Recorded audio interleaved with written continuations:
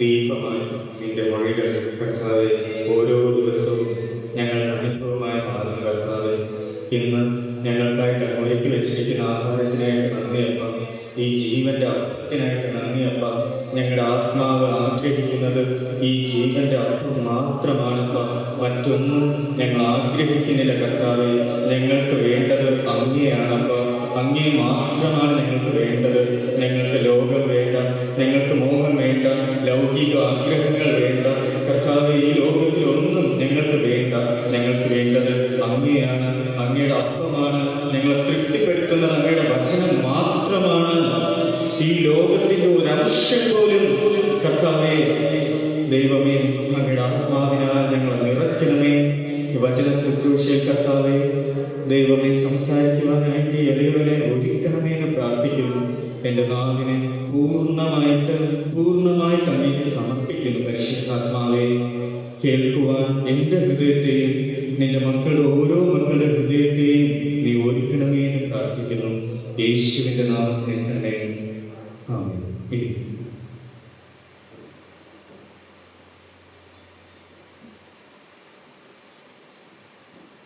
ഈ സ്നേഹത്തിൻ്റെ കൂട്ടായ്മയിൽ നിങ്ങളോടൊപ്പം ആയിരിക്കുവാൻ ദൈവം എനിക്ക് നൽകിയ ഒരു വലിയ കൃപ ഓർത്ത് ഞാൻ ദൈവത്തെ മഹത്വപ്പെട്ടു. കൃപ എന്നാൽ അർഹതയില്ലാത്ത ദാനം. അപ്പോൾ ദൈവത്തിൻ്റെ മഹാകൃപയാൽ ഞാൻ ഇവിടെ ആയിരിക്കുന്നു. ഏറ്റവും ബഹുമാനവും സ്നേഹവുമുള്ള അധ്യക്ഷനായിരിക്കുന്ന ഞങ്ങളുടെ സഭയിലെ പ്രിയ ശുശ്രൂഷകൻ, വലിയ സ്നേഹമുള്ള പ്രിയ ശുശ്രൂഷകൻ, അതുപോലെ തന്നെ ഈ സഭയിലെ ശുശ്രൂഷകൻ, അതുപോലെ സുവിശേഷകരായിരിക്കുന്ന പ്രിയ സഹോദരൻ, അതുപോലെ തന്നെ ഇന്നിവിടെ ആരാധന നേതൃത്വം നൽകിയ മക്കേറ റോസ്റ്റി, വളരെ മനോഹരമായിട്ട് ഗാനങ്ങളാൽ ഒക്കെ ദൈവത്തെ മഹത്വപ്പെടുത്തിയ പ്രിയ സഹോദരങ്ങൾ, അതുപോലെ കമ്മിറ്റി അംഗങ്ങളായിട്ടൊക്കെ വന്നിട്ടുള്ളവർ, അതുപോലെ ഈ സഭയുടെ നേതൃത്വ സ്ഥാനങ്ങൾ വഹിക്കുന്നവർ, ദൈവത്തിൻ്റെ വചനം കേൾക്കുവാനായിട്ട്, ദൈവത്തെ അനുഭവിക്കുവാനായിട്ട് ഒരുങ്ങി വന്നിരിക്കുന്ന ദൈവമക്കളായിട്ടുള്ള എല്ലാവർക്കും ക്രിസ്തുവേശുവിൽ എൻ്റെ സ്നേഹ വന്ദനം. അപ്പോൾ പതിവ് പോലെ ഒരു ചോദ്യത്തിൽ നിന്ന് ആരംഭിക്കാം. എന്തൊക്കെയായിരുന്നു കഴിഞ്ഞ നാളിൽ നമ്മൾ പഠിച്ചത്? മഹിള ഗോസ്പത്തി മംഗങ്ങളോട് പറഞ്ഞ് ഈ വർഷം എനിക്ക് തോന്നുന്നു ആദ്യം പഠിച്ചത് യേശുവിൽ വസിക്കുക എന്നായിരുന്നു അല്ലേ? ഒരു മുന്തിരി വകയുടെ കാര്യമായിട്ട് നമ്മൾ പഠിച്ചായിരുന്നു അല്ലേ? പിന്നെ പഠിച്ചു യേശുവിനോടൊപ്പം നടക്കുക എന്നതിനെ പറ്റി പഠിച്ചായിരുന്നു അല്ലേ? എല്ലാവരും നോട്ടെടുത്ത്. പിന്നെ അവസാനം എനിക്ക് തോന്നുന്നു 2 മാസത്തിന് മുന്നേ നമ്മൾ നാവിന്റെ വിശുദ്ധിയെ പറ്റി പഠിച്ചല്ലേ? എങ്ങനെ നമ്മുടെ നാവ് കൊണ്ട് എപ്പോഴും ദൈവത്തെ സ്തുതിക്കാം, ആ സ്തുതി എപ്രകാരം നമുക്ക് അനുഗ്രഹമായി തീരുമെന്നൊക്കെ നമ്മൾ പഠിച്ചു അല്ലേ? ഇതൊക്കെ ഓർക്കുന്നില്ലേ? ഇപ്രകാരം ജീവിച്ചാൽ എത്ര പേരുണ്ട്? ഇപ്രകാരം ജീവിക്കാൻ ദൈവം നിങ്ങളെ എന്നെ സഹായിക്കട്ടെ. ഓക്കെ, ശരി. അപ്പോൾ ഇന്ന് നമ്മൾ ചിന്തിക്കാനായിട്ട് പോകുന്ന വിഷയം ark of salvation. Ark of salvation, രക്ഷയുടെ പെട്ടകം. നമ്മളിവിടെ വേദഭാഗത്തിൽ വായിച്ചത് ഉൽപ്പത്തി 6-ാം അധ്യായം നമ്മൾ വായിച്ചത് ഉൽപ്പത്തി 6-ാം അധ്യായം, 7-ാം അധ്യായം, 8-ാം അധ്യായം സമയം കിട്ടുമ്പോൾ വീട്ടിൽ ചെന്ന് വായിക്കുക. ഇവിടെ ഒരു കഥ പറയുന്നുണ്ട്. നമുക്ക് എല്ലാവർക്കും വളരെ സുപരിചിതമായിട്ടുള്ള ഒരു കഥ. നിങ്ങൾക്കറിയാം, നോഹയുടെ കാലത്ത് ഒരു വലിയ ജലപ്രളയം ഉണ്ടായി. ആ ജലപ്രളയത്തിൽ എന്ത് സംഭവിച്ചു? 8 പേർ ഒഴികെ ബാക്കി എല്ലാ മനുഷ്യരെ പറഞ്ഞ എല്ലാവരും ജീവജന്തുക്കളിൽ ഈരണ്ട് വീതം ഒഴിച്ച് ബാക്കി എല്ലാ ജീവജന്തുക്കളും എല്ലാവരും നശിച്ചു പോയി, അല്ലേ? അതെ. അപ്പോ ഞാൻ ഈ പ്രസംഗത്തിന് 3 തട്ടായിട്ട് ഇന്ന് തിരിക്കുകയാണ് കേട്ടോ. നിങ്ങൾക്ക് അത് മനസ്സിലാവുമോ എന്ന് എനിക്കറിയില്ല. ബട്ട് ദൈവം എനിക്ക് എപ്പോഴും തന്നിട്ടുള്ളത് അതുപോലെ മാത്രം സംസാരിക്കാനാണ് എനിക്ക് ആഗ്രഹം. സോ ഇത് 3 തട്ടായിട്ടാണ് ഞാൻ സംസാരിക്കുന്നത്. 1, ലോകത്തിന്റെ തട്ട്. 2, ദൈവത്തിന്റെ തട്ടാണ്. 3, ദൈവത്തിന്റെ തട്ട്. ആദ്യം ലോകത്തിന്റെ തട്ട്. ഞാൻ അങ്ങനെ ലോകത്തിന്റെ തട്ട് സംസാരിക്കാനായിട്ട് കാരണം, കഴിഞ്ഞ ആഴ്ച ഞാൻ ഒരു സഭയിൽ അറ്റൻഡ് ചെയ്തായിരുന്നു. പ്രസംഗമൊന്നുമല്ല, ആരാധനയ്ക്ക് അറ്റൻഡ് ചെയ്തിരുന്ന സമയത്ത് എനിക്കറിയത്തില്ല, പ്രസംഗം കേട്ടിട്ട് എനിക്ക് ഒത്തിരി ബുദ്ധിമുട്ടുണ്ടായിരുന്നു. എന്താ ഈ ആത്മാവിന് ഒത്തിരി ബുദ്ധിമുട്ടൊക്കെ ഉണ്ടാകുമെന്ന് പറയുന്നത് പോലെ. കാരണം സഭ എന്ന് പറയുന്നത് നമ്മുടെ സെൽഫ് ബൂസ്റ്റിങ്ങിനുള്ള ഒന്നല്ല. കാരണം ശുശ്രൂഷിച്ച് ഞാൻ പറഞ്ഞ എല്ലാവർക്കും അറിയാം, നമ്മുടെ കേരളത്തിൽ ഏറ്റവും ഫേമസ് ആയിട്ടുള്ള ഒരു വ്യക്തിയാണ്, നമുക്കൊക്കെ ഏറ്റവും വേണ്ടപ്പെട്ട ഒരാളാണ്. അപ്പോ ഞാൻ ആയിരുന്ന സഭ എന്ന് പറയുന്നത് അതിന് വലിയൊരു സഭയാണ്. പക്ഷെ എനിക്ക് മാത്രമല്ല, എന്നോടൊപ്പം മറ്റൊരാളുടെ ഉണ്ടായിരുന്നു. അയാൾക്ക് ഈ സെയിം അനുഭവമായിരുന്നു.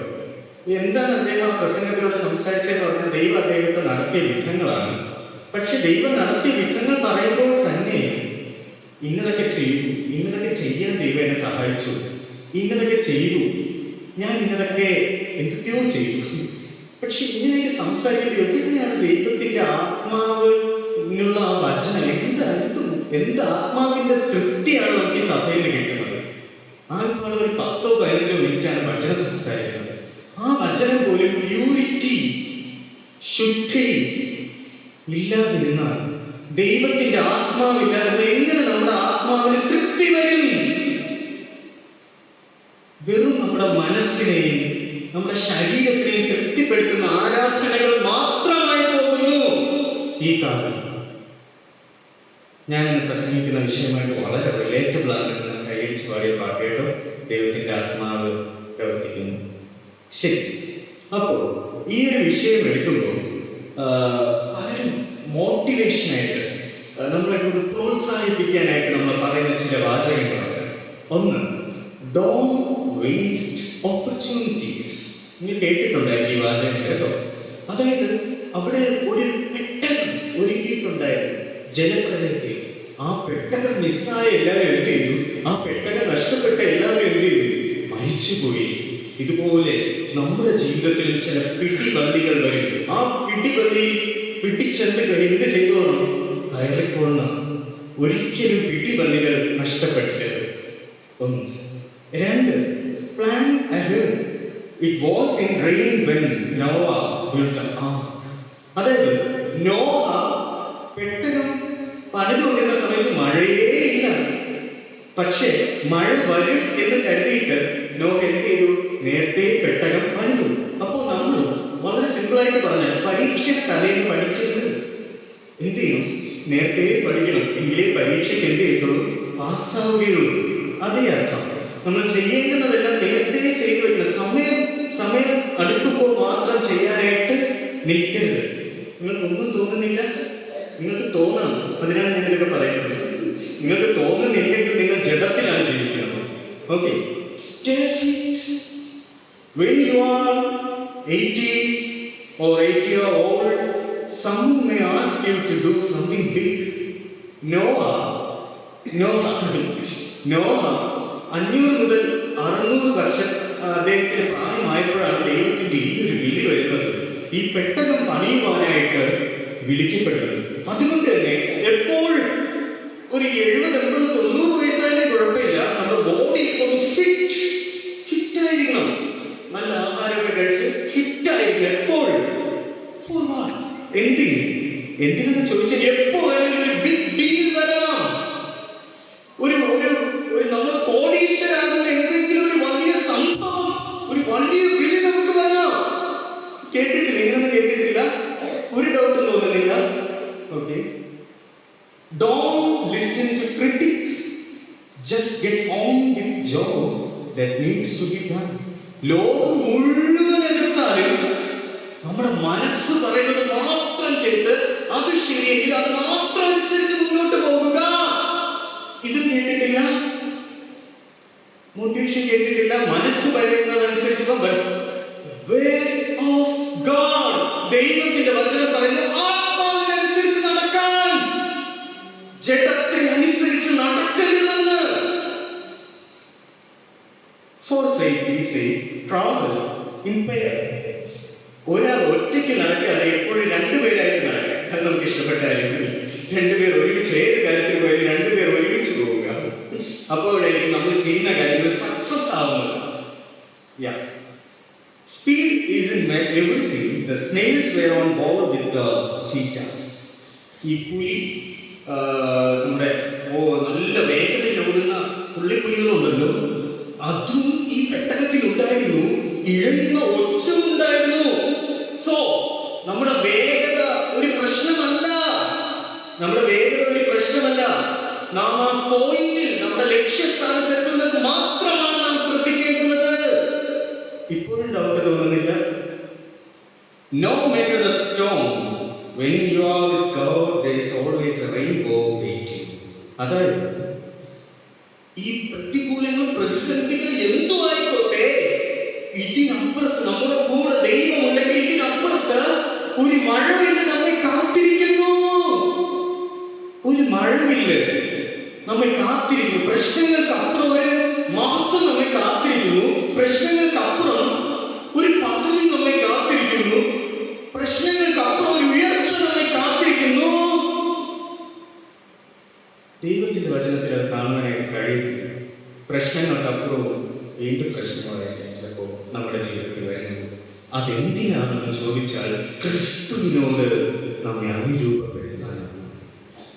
ആ വെള്ളത്തിന്റെയും തീയിലും ജ്വാലയിലും അഗ്നിയിലും എന്തിലൂടെ നമ്മൾ കടന്നുപോയാലും അതിന്റെ മധ്യത്തിൽ ദൈവം ഉണ്ട്. ദൈവത്തെ നമ്മൾ അനുഭവിക്കുക എന്നത് മാത്രമാണ് വാസ്തവം. Try to adapt to every situation. Last one.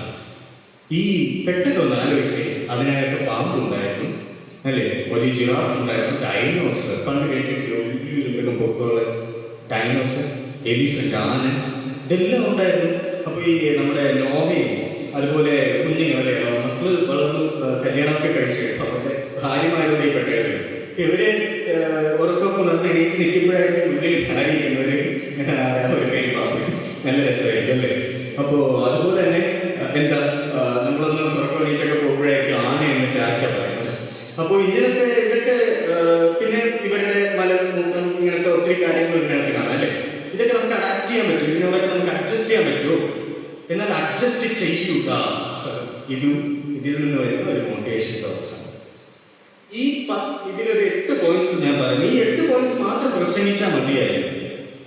ഈ 8 പോയിന്റ്സ് പ്രസംഗിക്കുമ്പോൾ സഭയിലുള്ള 95% പേര് കെട്ടിപ്പിടിച്ച് വേണമെങ്കിൽ എനിക്ക് ഉമ്മ തരും.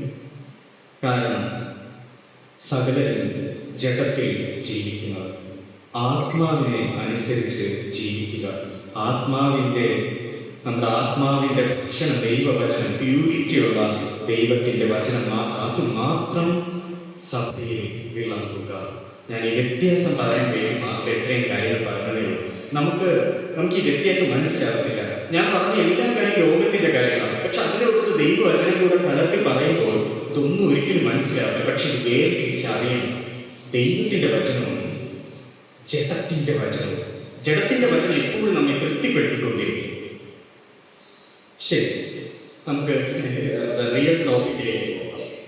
ഒന്നാമതായിട്ട് നോഹയുടെ സ്വഭാവം, രണ്ടാമതായിട്ട് നമ്മൾ ചിന്തിക്കും നോഹയുടെ കാലം, മൂന്നാമതായിട്ട് നമ്മൾ ചിന്തിക്കും ദി ലാസ്റ്റ് ഹോപ്പ്, അവസാന പ്രതീക്ഷ, അവസാന പ്രത്യാശ.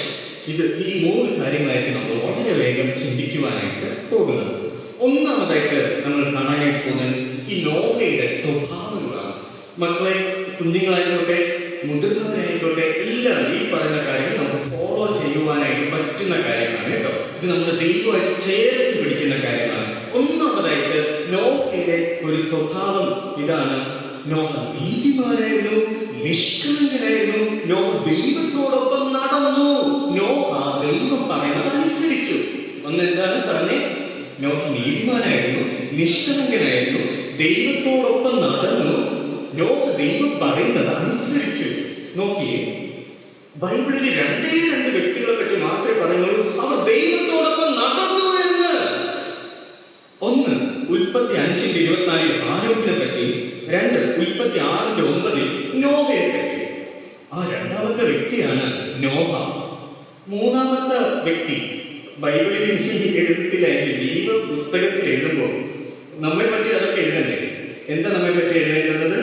കാർ നേടി, വീട് നേടി, ഉദ്യോഗം നേടി, വലിയ ബംഗ്ലാവ് നേടി, ഈ ലോകത്ത് നേടുന്നതെല്ലാം നേടി എന്നാണോ എഴുതേണ്ടുന്നത്? അതോ ജീവകിരീടം നേടിയെന്നോ? അല്ലെങ്കിൽ എന്താ ദൈവത്തോടൊപ്പം നടന്നു, അവൻ ദൈവത്തോടൊപ്പം നടന്നവൻ അങ്ങനെ ആഗ്രഹിച്ച് അങ്ങനെ ഒരു വ്യക്തിയായിരുന്നു ആരെന്ന് പറയുന്നത് നോഹ. അപ്പൊ നമ്മൾ ചിന്തിക്കോ, നീതിമാൻ ഇഷ്ടമെങ്കിൽ അറിയുന്ന പ്രശ്നം എന്താ? പക്ഷെ പ്രശ്നമുണ്ട്. കാര്യം നോഹ ആയിരുന്ന കാലത്ത് അനീതിയുടെ കാലമായിരുന്നു, കളങ്കത്തിന്റെ കാലമായിരുന്നു. അനീതിയുടെ കാലത്തായിരുന്നു അദ്ദേഹം നീതിമാനായിട്ട് ജീവിച്ചത്. കളങ്കം നിറഞ്ഞൊരു ലോകത്തായിരുന്നു അദ്ദേഹം നിഷ്കളങ്കനായിട്ട് ജീവിച്ചത്. ഇതുമൂലം കറക്റ്റായിട്ടുള്ള ദുഷ്കർമ്മങ്ങൾ മാത്രം, അതിക്രമങ്ങൾ മാത്രം നിറഞ്ഞൊരു ലോകത്ത് ദൈവത്തെ ഭയപ്പെടാതെ ദൈവത്തെ മറന്ന് ജീവിച്ച ഒരു കാലത്താണ് നോഹ ദൈവത്തോടൊപ്പം നടന്നത്. ഇനി ഇതിലും അതിശയിക്കുന്ന ഒരു കാര്യം, ആ ഒരു കാലത്താണ് ദൈവം പറയുന്നത് നോഹ അനുസരിക്കുന്നത്. ഒരു പക്ഷേ ഈ കാലത്തെക്കാളും ദുഷ്ടതയേറിയ ഒരു കാലം. രണ്ടാമത്തെ കാര്യം, നോഹ തന്റെ കുടുംബത്തെ ദൈവത്തിൽ വളർത്തി എന്നതാണ്. അത് കാരണം 8 പേർ ആ പെട്ടകത്തിലൂടെ രക്ഷപ്രാപിക്കുന്നു. അപ്പൊ നോഹയെ കണ്ട് നോഹയുടെ ഭാര്യ ദൈവത്തെ സ്നേഹിക്കുവാനായിട്ടിടയായി. നോഹയുടെ ഭാര്യയും തമ്മിൽ ദൈവത്തെ സ്നേഹിക്കുന്നത് കണ്ടപ്പോൾ അവരുടെ 3 മക്കൾ ഷേം, ഹാം, യാഫേത്ത്, അവർ ദൈവത്തെ സ്നേഹിക്കുവാനായിട്ടിടയായി. ഇത് കണ്ടപ്പോൾ അവരുടെ ഭാര്യമാരും ദൈവത്തെ സ്നേഹിക്കുവാനായിട്ടിടയായി. നോഹ ദൈവത്തെ അനുസരിച്ചപ്പോൾ നോഹയുടെ ഭാര്യ ദൈവത്തെ അനുസരിക്കാനായിട്ടിടയായി. ഇത് കണ്ട് മക്കൾ അനുസരിക്കുന്നു, മക്കളുടെ ഭാര്യമാരും അനുസരിക്കുന്നു. സഹോദരങ്ങളെ, നമ്മുടെ കുടുംബ ജീവിതങ്ങളുമായിട്ട് ആരെങ്കിലും പിന്മാറ്റ അവസ്ഥയിലായിരിക്കുന്നു, അതിന് നാം ഒരു കാരണമല്ല. എപ്പോഴും നാം അവരെ കുറ്റം വിധിക്കുന്നുണ്ടായിരിക്കും. എന്നാൽ നമ്മുടെ കുടുംബത്തിൽ തന്നെ ആരെങ്കിലും പിന്മാറ്റ അവസ്ഥയിലായിരിക്കുന്നെങ്കിൽ നമ്മുടെ ഭയഭക്തി, ദൈവത്തോടുള്ള നമ്മുടെ സ്നേഹം, ദൈവത്തോടുള്ള നമ്മൾ ഈ ലോകത്ത് കാണുന്ന കാര്യമല്ല, ദൈവത്തോടുള്ള നമ്മുടെ ടൈം എങ്ങനെ സ്പെൻഡ് ചെയ്യുന്നു, നാം എങ്ങനെ ജീവിതത്തിലായിരിക്കുന്നു. 4 സുവിശേഷങ്ങളാണുള്ളത്: മത്തായി, മർക്കോസ്, ലൂക്കോസ്, യോഹന്നാൻ. 5ാമത്തെ സുവിശേഷം ആരാണ്? അത് പത്രമാണ്. ക്രിസ്തുവിന്റെ പത്രങ്ങളായ നാം തന്നെയാണ്. നമ്മെ കണ്ടിട്ടാണ് നമ്മുടെ വീട്ടിലുള്ളവർ ക്രിസ്തുവിനെ സ്നേഹിക്കുന്നത്. നോഹ തന്റെ കുടുംബത്തെ ദൈവത്തിൽ വളർത്തി. അതിനാൽ അവർ രക്ഷ പ്രാപിച്ചു. അപ്പൊ നമ്മുടെ ഭവനത്തിലും ആരെങ്കിലും ഒക്കെ വിശ്വാസത്തിലല്ലാതെ പിന്മാറ്റത്തിന്റെ അവസ്ഥയിലൊക്കെ ആണെങ്കിൽ അവരെ എതിർക്കാതെ, അവരോട് വഴക്കിടാതെ, നമ്മൾ ഈ വഴക്കൊക്കെ എഴുതുന്നത് വെറുതെ അതൊക്കെ കുറച്ചുകൂടെ ഇതിന്റെ അളവ് കുറച്ച് കൂട്ടത്തേ ഉള്ളൂ. പകരം അവർക്ക് വേണ്ടി പ്രാർത്ഥിക്കുക, അവരെ തിരുത്താൻ ശ്രമിക്കാം. അവരെ നന്നാവുന്നില്ലെങ്കിൽ അവർക്ക് വേണ്ടി പ്രാർത്ഥിക്കുക. ഇതാണ് നമുക്ക് ചെയ്യാൻ പറ്റുന്ന ഏറ്റവും ബെറ്റർ ആയിട്ടുള്ള കാര്യം. മൂന്നാമത്, നോഹ ദൈവത്തിൽ വിശ്വസിച്ചു, അത് പ്രവർത്തിച്ചു. എബ്രായർ 11:7 നമ്മൾ കാണുമ്പോൾ അത് എപ്രകാരം പറയുന്നത്? നോഹ അതുവരെ കണ്ടിട്ടില്ലാതിരുന്ന ഒന്നിനെയാണ് ദൈവം അരുളി ചെയ്യുമ്പോൾ വിശ്വസിക്കുന്നത്. അതായത് മഴ. നമ്മൾ നാളെ ഒരു മഴ ആയിരുന്നു. ഇന്ന് ന്യൂസിലൊരു ഇത് വരെയാണ്, അപ്ഡേറ്റ് വരെ നാളെ യെല്ലോ അലർട്ടാണ്, റെഡ് അലർട്ടാണ്. നാളെ വലിയ മഴ വരാൻ സാധ്യതയുണ്ടെന്ന് പറഞ്ഞാൽ നമ്മൾ പ്രിപ്പയർ ചെയ്യും, നമ്മൾ അതിനുവേണ്ടി ഒരുങ്ങും. നമുക്കറിയാം, നമ്മൾ കണ്ടിട്ടുണ്ട്, മഴ വരാം, വെള്ളപ്പൊക്കം വരാം, ഇതെല്ലാം വരാം. പക്ഷെ നോഹയുടെ ആ കാലത്ത് ഇന്ന് വരെ വെള്ളപ്പൊക്കം ഉണ്ടായിട്ടില്ല. എന്തിന് വെള്ളപ്പൊക്കം? മഴ പോലും ഉണ്ടായിരുന്നില്ല. മഞ്ഞ് മാത്രമേ ആ കാലത്ത് ഉണ്ടായിരുന്നുള്ളൂ. ആ കാലത്ത് ഇതാ ദൈവം നോഹയോട് പറയുന്നു, ഇതാ വലിയൊരു ജലപ്രളയം വരുന്നു. അത് നോഹ വിശ്വസിക്കുന്നു. രണ്ടാമത്തെ കാര്യം, ഈ നോഹയ്ക്ക് ഈ ഒരു വിളി കിട്ടുന്നതിന് ശേഷം 100 മുതൽ 120 വർഷം എടുത്തു ഈ മഴ പെയ്യുവാനായിട്ട്. ഒന്ന് ആലോചിച്ച, നമ്മൾ ദൈവം പറയാം, ഒരു 10 വർഷത്തിന് ശേഷം ഇവിടെ ഒരു വെള്ളപ്പൊക്കം ഉണ്ടാവും, നീ ഒരു കാര്യം ചെയ്യും, ഒരു വലിയ പെട്ടെന്ന് ഉണ്ടാക്കി 10 വർഷം പോയിട്ട് 10 ദിവസത്തിനപ്പുറം എന്ന് പറഞ്ഞാൽ പോലും നമ്മളത് ചെയ്യുമെന്ന് സംശയം. അതിന്റെ റീസൺ നമുക്ക് ദൈവത്തെ സംശയമാണ്. നമ്മൾ എല്ലാവരും പോയി പ്രസംഗിക്കുകയാണ്, എല്ലാവരും ആ പെട്ടകത്തിൽ കയറിക്കോ എന്ന് പറഞ്ഞിട്ട് ഇതെങ്ങാനും സംഭവിച്ചില്ലെങ്കിൽ എന്ത് ചെയ്യും? ആ പെട്ടകത്തിൽ കെട്ടിയിട്ട് നമ്മളെ കത്തിക്കുന്ന ഇതായിരിക്കും സംഭവിക്കുന്നത്. ഇതുപോലെ സംഭവിച്ചു. അത് പക്ഷേ ദൈവത്തിൽ നിന്ന് കേട്ട ശബ്ദത്തിൽ നിന്നായിരിക്കില്ല. നിങ്ങൾ അറിഞ്ഞാണല്ലോ, ഈ ഇടയ്ക്ക് വാർത്തയിലൊക്കെ ഉണ്ടായിരുന്നു, ഏതോ ഒരു രാജ്യത്ത് ഒരു പ്രവാചകനെ പോലെ ഒരു ഈ വളരെ മിതമായിട്ടൊക്കെ വസ്ത്രങ്ങളൊക്കെ ധരിച്ച ഒരു വ്യക്തി, അയാൾ വലിയൊരു പ്രവചനം ഇറക്കി. അതായത് വലിയൊരു ജലപ്രളയം വരാൻ പോയത്, ഇയാൾ വലിയൊരു പെട്ടകം ഉണ്ടായിരുന്നു. എന്നിട്ട് കഴിയുന്ന എല്ലാവരെയും ക്ഷണിച്ചു വരാനായിട്ട്. ഒരു ഡേറ്റ് ഒക്കെ പറഞ്ഞു. എല്ലാ ആൾക്കാരും അന്ന് വെയിറ്റ് ചെയ്യണം മഴ പെയ്യാനായിട്ട്. മഴയും പെയ്യുന്നില്ല, വെള്ളപ്പൊക്കം ഉണ്ടായില്ല. പിന്നെ അദ്ദേഹം അപ്പോൾ പറഞ്ഞൊരു ന്യായീകരണം ഇതായിരുന്നു, ഞാൻ പ്രാർത്ഥിച്ചതിനെ മാറ്റിയതാണ്. ഞാൻ പ്രാർത്ഥിച്ച് വരാനിരുന്ന മഴയെ വെള്ളപ്പൊക്കത്തേക്ക് മാറ്റി. എന്തെല്ലാം ഉണ്ടായിട്ടോ അല്ലേ? അപ്പോ ഇതാണ് പക്ഷെ ഇങ്ങനൊരു കാലത്താണ് നോഹ ദൈവ ശബ്ദം കേൾക്കുന്നതും അതിൽ വിശ്വസിക്കുന്നത്. നോക്കി, 100 മുതൽ 120 വർഷത്തിനിടയിലാണ് മഴ പിന്നീട് പെയ്യുന്നതും വെള്ളപ്പൊക്കം ഉണ്ടാകുന്നത്. ഇനി ഇതിനും അപ്പുറത്തൊന്നുണ്ട്. ഈ നോഹ എല്ലാവരോടും പ്രസംഗിക്കുകയാണ്, വന്നേ ഈ പെട്ടകത്തിലൊന്ന് കയറി, ഇതോ വലിയൊരു ജലപ്രളയം വരാൻ പോകുന്നു, ദൈവം ഇത് വിധിക്കുവാൻ പോകുന്നു എന്ന്, ദൈവത്തിന്റെ ന്യായവിധി ഇതാ അടുത്തിരിക്കുന്നു എന്ന്. അപ്പോ ഇതൊക്കെ കേട്ടിട്ട് ഇവർക്ക് എന്താണ് ന്യായവിധി എന്ന് അറിയത്തില്ല, ഇവർക്ക് ഇതുവരെ മഴ അറിയത്തില്ല, വെള്ളപ്പൊക്കം അറിയത്തില്ല, ജലപ്രളയം ഒന്നും അറിയത്തില്ല. അതിനാൽ തന്നെ ആ ജനങ്ങൾ പറഞ്ഞു, അവർ ദൈവത്തിന്റെ കാര്യങ്ങളൊക്കെ ചെയ്ത് അവരങ്ങ് ജയിച്ചു പോകുന്നു. പിന്നെ ചിലര് നോഹയെ കല്ലെടുത്ത് തന്നെയാണ്, ചിലര് ചീത്ത വിളിച്ചാണ്, ചിലർ ഇയാൾ രാവിലെ മുദ്ര കുട്ടിക്കാണ്. രാവിലെ എണീക്കുമ്പോൾ നോഹയുടെ പിള്ളേരൊക്കെ കൂടെ ദാനിന്ന് പെട്ടകം പഠിക്കുന്നു, ഇയാൾ മനുഷ്യനാണെന്നൊക്കെ വന്നത് പറഞ്ഞാണ് അല്ലേ.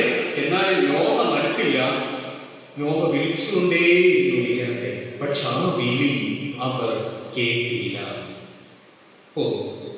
ഈ ഒരു കേസിലാണ് ഇദ്ദേഹത്തിന്റെ വിശ്വാസത്തെ നമ്മൾ ശ്രദ്ധിക്കേണ്ടത് അല്ലേ. ഇന്നുവരെ സംഭവിച്ചിട്ടില്ലാത്ത ഒരു കാര്യത്തെ പറ്റി പറയുമ്പോൾ ഇതാ നോഹ വിശ്വസിക്കാൻ. എന്താ വിശ്വാസം? എല്ലാവരും ഒറ്റ സ്വരത്തിൽ പറഞ്ഞു, വിശ്വാസം എന്നതോ ആശിക്കുന്നതിന്റെ ഉറപ്പും കാണാത്ത കാര്യങ്ങളെ നിശ്ചയം അല്ലേ. നാം വിശ്വസിച്ചാൽ നാളെ നമുക്ക് ഈ പരീക്ഷ പാസ്സാകും. നാം വിശ്വസിച്ചാൽ 10 A+ കിട്ടും. നാം വിശ്വസിച്ചാൽ എന്റെ രോഗം ഇപ്പോൾ തന്നെ മാറും. ഞാൻ വിശ്വസിച്ചാൽ പോയ കണ്ട് തിരിച്ചു വരും, അല്ലെങ്കിൽ പോകാനിരിക്കുന്ന കണ്ട് ഓക്കെ. പിന്നെ ഞാൻ വിശ്വസിച്ചാൽ എനിക്ക് ബംഗ്ലാവ് കിട്ടും, ഞാൻ വിശ്വസിച്ചാൽ എനിക്ക് ഉയർച്ച കിട്ടും, ഞാൻ വിശ്വസിച്ചാൽ എന്റെ ബിസിനസ് ബൗണ്ടേജസ്, എന്റെ ബിസിനസ്സിലുള്ള കെട്ടുകൾ പൊട്ടും, ഞാൻ വിശ്വസിച്ചാൽ എന്റെ ശാപം മാറും. വിശ്വാസം എന്നത് ആശിക്കുന്നതിനോടൊപ്പം കാണാത്ത കാര്യങ്ങൾ നിശ്ചയം അത്രയും വചനം പറയുമ്പോൾ അതിനെ വളച്ചൊടിച്ച് ലൗകിക ജഡത്തിന്റെ മോഹങ്ങളാക്കി മാറ്റുന്ന കാര്യം. എന്താണ് വിശ്വാസം? ആശിക്കുന്നതിനോടൊപ്പം എന്താ ആശയോടൊപ്പം നമ്മുടെ ആശയം എന്താണ്? നമ്മുടെ പ്രത്യാശ എന്താണ്? ക്രിസ്തു.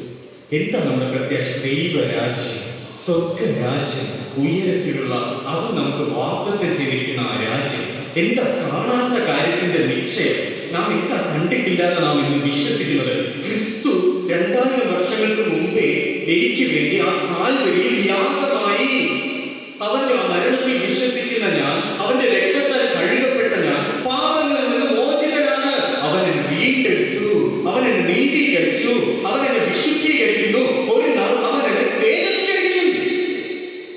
ഇതല്ലേ വിശ്വാസം? എന്നാൽ നാം ഇതിനെ എന്തൊക്കെയാക്കി മാറ്റുന്നു? രണ്ടാമതായിട്ട് നോഹയുടെ കാലം. നിങ്ങളുടെ മുഖത്ത് ഒരു സന്തോഷമില്ലല്ലോ. ഓക്കെ, രണ്ടാമതായിട്ട് നോഹയുടെ കാലം എങ്ങനെയായിരുന്നു? ഉൽപ്പത്തി 6:1-13, മത്തായി 24:37-39, 2 പത്രോസ് 2:5. ഇവയെല്ലാം പരിശോധിക്കുമ്പോൾ ഇവിടെ ചില നോഹയുടെ കാലത്തിന്റെ പ്രത്യേകതകൾ നമ്മൾ അറിയുകയാണ്. വളരെ സീരിയസ് ആയിട്ടായിരിക്കും കേട്ടോ, വളരെ വളരെ ആവശ്യമുള്ള, കാരണം ഈ വചനം വളരെ ഈ കാലത്ത് ഇമ്പോർട്ടൻ്റ് ആണ്. ഓക്കെ, കാരണം ഒരു വലിയ ന്യായവിധി നമുക്ക് മുന്നിൽ വരാൻ പോകുന്നു. അപ്പോ ഈ കാലത്ത് എന്താണ് സംഭവിച്ചതെന്ന് ചോദിച്ചാൽ, ദൈവത്തിന്റെ പുത്രന്മാർ മനുഷ്യരുടെ പുത്രന്മാരെ സൗന്ദര്യമുള്ളവരായിട്ട് കണ്ടിട്ട് അവർ ഈ മനുഷ്യരുടെ പുത്രന്മാരെ വിവാഹം കഴിക്കുന്നു. അർത്ഥം, ഇതിന് പല വ്യാഖ്യാനങ്ങളുണ്ട്. അതിനൊരു വ്യാഖ്യാനം മാത്രം ഞാൻ പറയാം. ദൈവമക്കൾ ലോകത്തിന്റെ മക്കളെ വിവാഹം കഴിക്കുന്നു. അതിനുശേഷം എന്ത് സംഭവിക്കുന്നു? അന്യ ദൈവങ്ങൾ ആരാധിക്കുവാനായിട്ട് പോകുന്നു, അല്ലെങ്കിൽ ദൈവത്തോടുള്ള യഥാർത്ഥ ദൈവത്തോടുള്ള ഭക്തി നഷ്ടപ്പെടുന്നു, അധഃപതനം ആരംഭിക്കുന്നു. ഇസ്രായേൽ മക്കൾ വഞ്ചിക്കപ്പെട്ടതും അങ്ങനെയാണ്. രണ്ടാമത്, ദുഷ്ടതയേറിയ ഒരു കാലം. തിന്നുക, കുടിക്കുക, ഉറങ്ങുക, ആനന്ദിക്കുക, നാളെ നമുക്ക് കാര്യങ്ങൾ ചെയ്യാമല്ലോ എന്ന് ചിന്തിക്കുന്ന ഒരു കാര്യം. അതിക്രമം നിറഞ്ഞൊരു കാലം. ദൈവത്തിന്റെ മുമ്പാകെ ഭൂമി വഷളായ ഒരു കാലം. ദൈവത്തെ അന്വേഷിക്കാത്ത ഭക്തികെട്ട മനുഷ്യരുടെ ഒരു കാലം. ഭൂമിയെ നശിപ്പിക്കണമെന്ന് ദൈവം ചിന്തിക്കണമെങ്കിൽ അത്രത്തോളം ദുഷ്പ്രവൃത്തികൾ നിറഞ്ഞൊരു കാലം.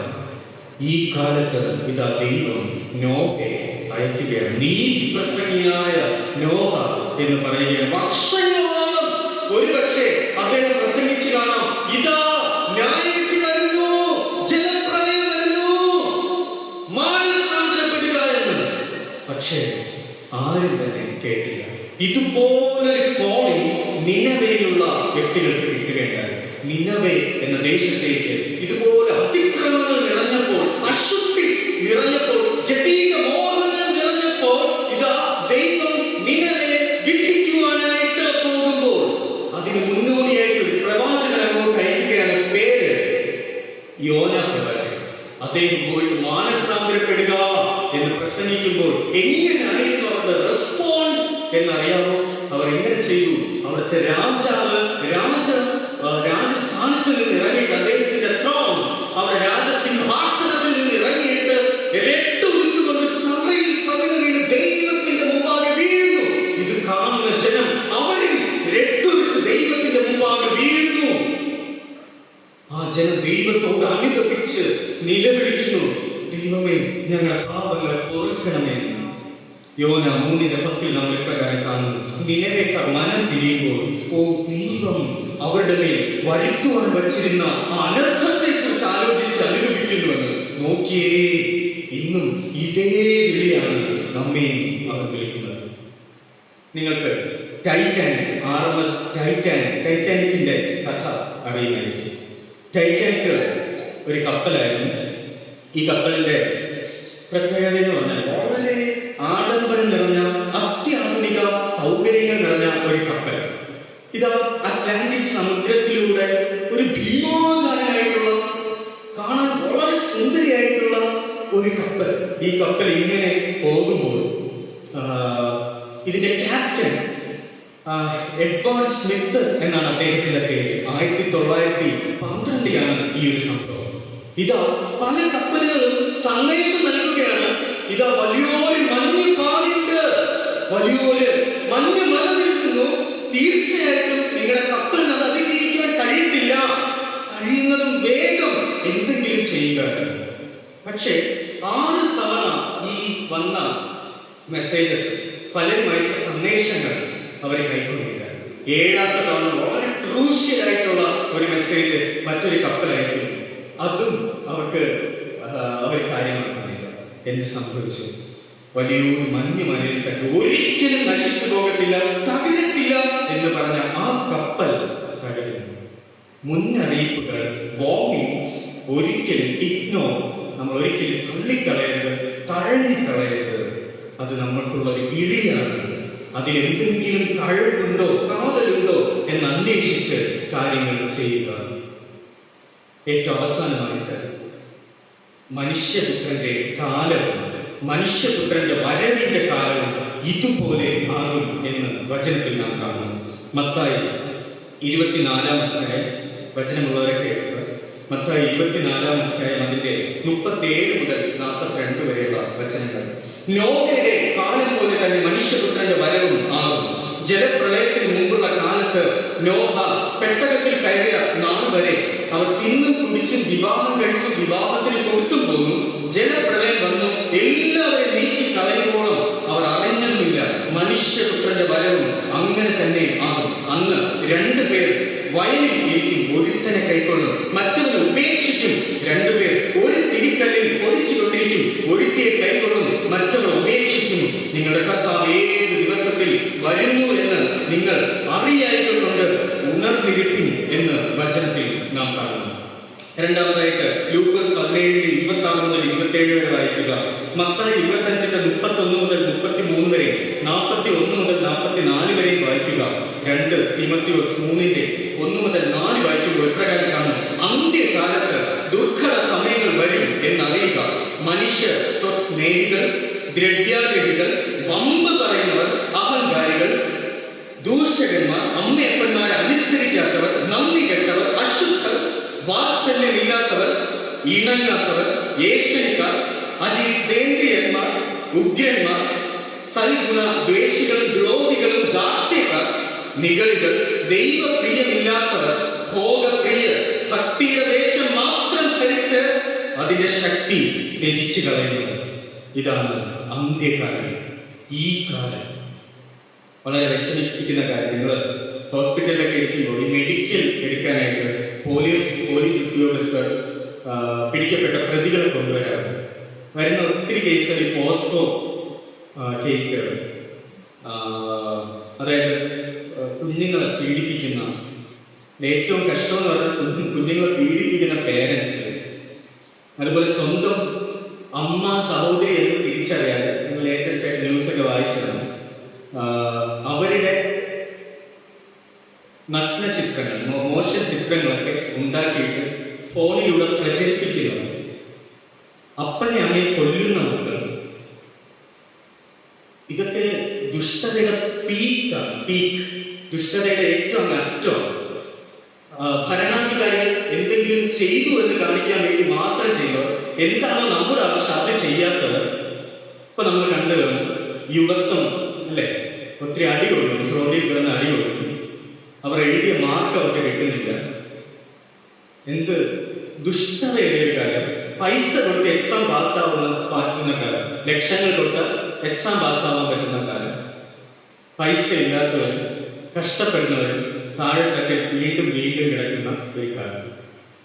ഇങ്ങനെ ഒരു കാലം, അതിക്രമങ്ങളുടെ ദുഷ്ടതകളുടെ നീറുന്ന ഒരു കാലം. കർത്താവിന്റെ വരവ് അടുക്കും, മാനസാന്തരപ്പെടുക. ഏറ്റവും അവസാനമായിട്ട് ദി ലാസ്റ്റ് ഹോപ്പ്, ദി ആർക്ക്. എന്താണ് നമ്മുടെ അവസാനത്തെ ഒരേ ഹോപ്പ്? ഇങ്ങനെയുള്ള ഈ ഒരു കാലത്ത് എന്താണ് നമ്മുടെ അവസാനത്തെ ഒരു പ്രതീക്ഷ? പ്രതീക്ഷയുടെ കിരണങ്ങൾ എന്തെങ്കിലും ഉണ്ടോ? ഉണ്ട്. ഒരാർക്കുണ്ട്, ഒരു പെട്ടകമുണ്ട്.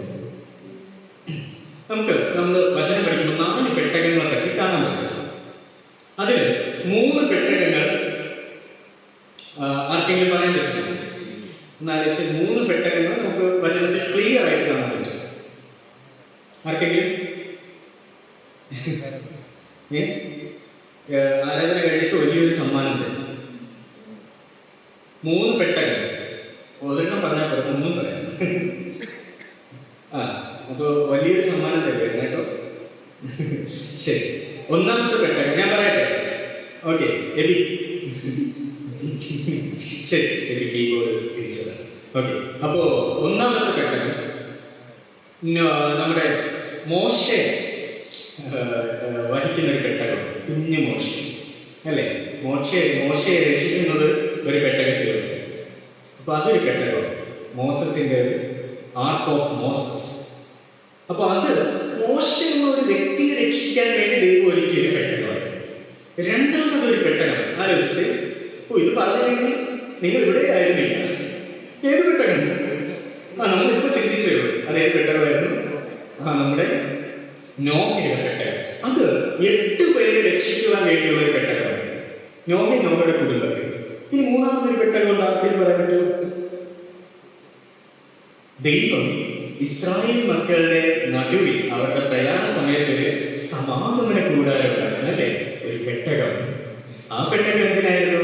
ദൈവത്തിന് അവരുടെ മധ്യത്തിൽ ഇറങ്ങുവാനും ഇസ്രായേൽ ജനതയെ രക്ഷിക്കുവാനും വേണ്ടിയായിരുന്നു.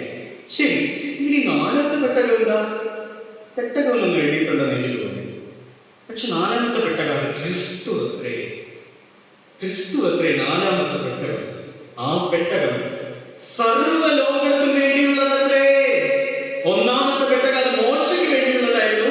2ാമത്തെ പെട്ടകം നോഹയ്ക്കും കുടുംബത്തിന് വേണ്ടിയുള്ളതായിരുന്നു. 3ാമത്തെ പെട്ടകം ഇസ്രായേൽ ജനതയ്ക്ക് വേണ്ടിയുള്ളതായിരുന്നു. 4ാമത്തെ പെട്ടകം അത് നമുക്ക് വേണ്ടിയുള്ളതത്രേ. തന്നിൽ വിശ്വസിക്കുന്നവർക്ക് വേണ്ടിയുള്ളതത്രേ. നോഹയുടെ പെട്ടകത്തിൽ ഒരു വാതിലാണ് ഉണ്ടായിരുന്നത്. യേശു പറയുന്നു, യോഹന്നാൻ എഴുതിയ സുവിശേഷം 10:9, ഞാൻ വാതിലാകുന്നു, ആരെങ്കിലും എന്നിലൂടെ കടന്നാൽ എന്നിലൂടെ കടക്കുന്നവൻ രക്ഷപ്പെടും എന്ന്. ആ ഒരു വാതിൽ, ഞാൻ വാതിലാകുന്നു. ക്രിസ്തു പറഞ്ഞ വാതിലാകുന്നു. 2, പെട്ടകത്തിൽ കൂടെ കടന്നവരെ പിതാവ് രക്ഷിക്കുകയാണ്, അല്ലെ? ജലപ്രളയത്തിൽ ആ പെട്ടകത്തിൽ കൂടെ കടന്നവരെ പിതാവ് രക്ഷിക്കുന്നുണ്ട്. യേശു പറയുന്നത് യോഹന്നാൻ എഴുതിയ സുവിശേഷം 14:6, ഞാൻ തന്നെ വഴി സത്യവും ജീവനും ആകുന്നു, എന്നിലൂടെ അല്ലാതെ ആരും പിതാവിന്റെ അടുക്കൽ എത്തുന്നില്ല. പിതാവിന്റെ അടുക്കിലേക്ക് എത്തുവാൻ വേറൊരു പെട്ടകമില്ല. നോഹയുടെ കാലത്തും ചിലരൊക്കെ ഇങ്ങനെ ചിന്തിച്ചു, അല്ലയോ നോഹയെ വരട്ടെ, ജലപ്രളയം വന്നോട്ടെ, അത് ഞങ്ങൾ നീന്തി കടക്കുമെന്ന്. അങ്ങനെയൊക്കെ പറയാമല്ലോ. ജലപ്രളയം വന്നോട്ടെ, കടലിലൂടെ നീന്താൻ പറ്റുമോ? എത്ര ദൂരം നീന്തും, അല്ലേ? അപ്പോ അതുപോലെ ഇന്നും വിശ്വസിക്കുന്നവരാണ് നന്മ പ്രവൃത്തികൾ. ഏത് മതമായാലും കുഴപ്പമില്ല, നമ്മൾ നല്ലത് ചെയ്താൽ മതി, നമ്മൾ സ്വർഗത്തിൽ പോകും. നല്ലത് ചെയ്താൽ മതി. അങ്ങനെയെങ്കിൽ എന്തിനാണ് യേശുവിന്റെ പിതാവ് ഈ ലോകത്തിലേക്ക് അയച്ചത്? അതിന്റെ ആവശ്യമില്ലായിരുന്നല്ലോ. നല്ലത് ചെയ്തെന്ന് പോയാൽ പോരായിരുന്നു. കാരണം നല്ലത് ചെയ്യാൻ മനുഷ്യർക്ക് കഴിവില്ല എന്നതുകൊണ്ടാണ്.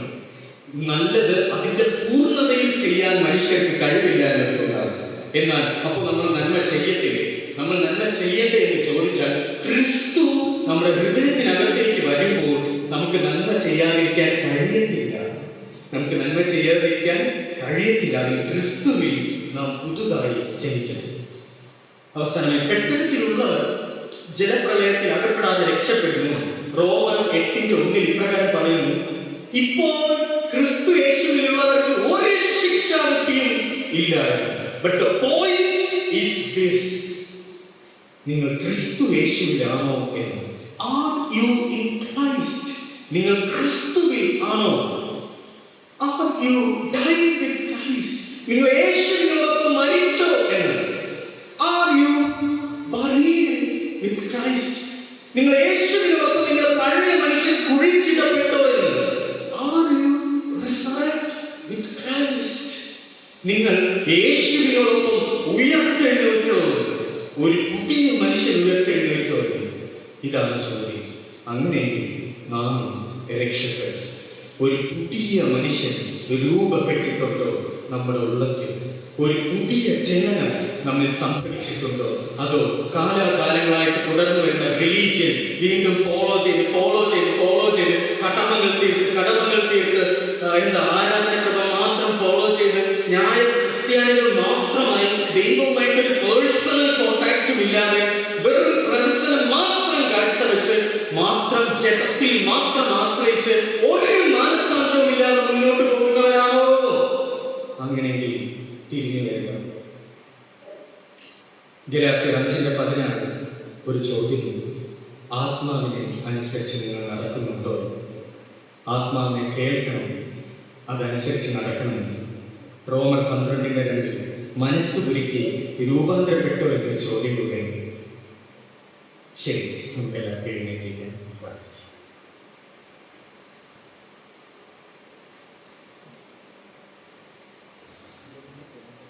ഇത് കർത്താവ് എന്നോട് നാം ഓരോരുത്തരോടും സംസാരിച്ച വചനം.